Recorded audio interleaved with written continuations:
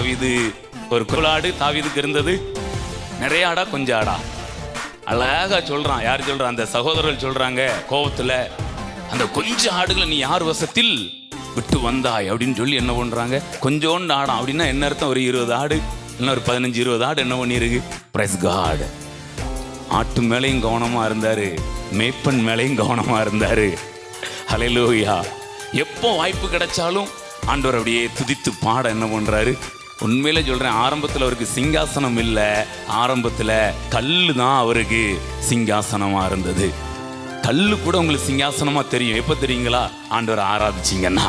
Price God. நீங்க அவரை உயர்த்த உயர்த்த நீங்க கல்லுல உட்கார்ந்திருந்தா கூட அது உங்களுக்கு சிங்காசனமாய் தெரியும். அப்படியே அவர் பாட பாட பாட அந்த கல்லு சிங்காசனமா என்ன செய்யுது? மாறுகிறது. ஸோ நல்ல ஆண்டவர் என்ன பண்ணணும்? உள்ளத்தின் ஆழத்திலிருந்து அப்படியே மனம் விட்டு எந்த சூழ்நிலையும் பார்க்காம, நான் நாளைக்கு என்ன நடக்கும், நேத்தைக்கு என்ன நடந்தது, அதெல்லாம் தூக்கி தூர போட்டுட்டு இப்போ நான் ஆண்டவரை ஆராதிக்கிறேன். Price God. ஒரு நேரம் சொல்லாம ஆண்டவரை பார்த்து, என் பலனாகிய கர்த்தாவே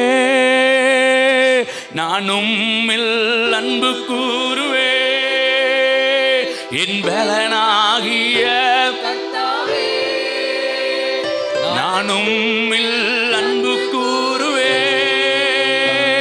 என் கண்மலையானவர் துதிக்கப்படுவீராக, என் ரட்சிப்பின் தேவன் உயர்த்தப்படுவீராக, என் கண்மலையானவர் துதிக்கப்படுவீராக, என் ரட்சிப்பின் தேவன் உயர்த்தப்படுவீராக.